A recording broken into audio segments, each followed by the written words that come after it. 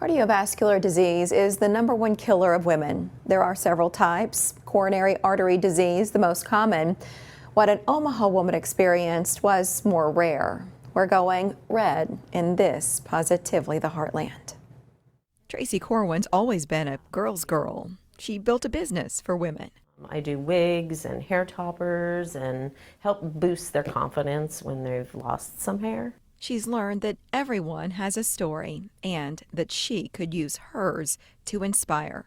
29 years ago, I had a little girl. It started with her first child, Tori Lynn. And she was born with a severe heart defect and went through, at 3 months old, she went through open heart surgery 3 times. And we lost her when she was 3.5 months old. There was no family history of heart problems, and for Tracy herself, no underlying conditions. I was feeling off. I was stressed.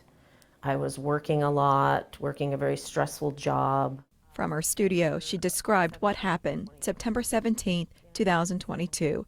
She'd asked her husband to take her to the hospital along with one of her sons. Eli was in the room when doctors called for a crash cart. That's what, and maybe that's, he was standing right there looking at me, and I said in my mind, please don't let him see this. Tracy was actively having a heart attack, a spontaneous coronary artery dissection, or SCAD. So not a clog, but a weak spot in her artery, just tore. She credits listening to her body as what kept her alive. I think about that often, like, what if I would have just went to sleep, like gone upstairs and went to bed? I don't know if I would be here. Healing included cardiac rehab and counseling. Her recovery brought something else.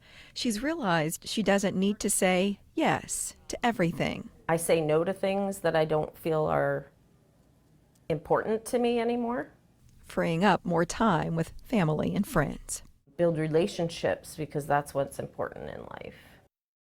And we'll go red together at Embassy Suites as Tracy takes the stage in La Vista. And KMTV returns as a sponsor of the event. Some tickets may be available. We'll link to that with this story. But we also want to encourage you to learn hands-only CPR. The American Heart Association put together a video that takes just 60 seconds to watch. You'll find it online at cpr.heart.org.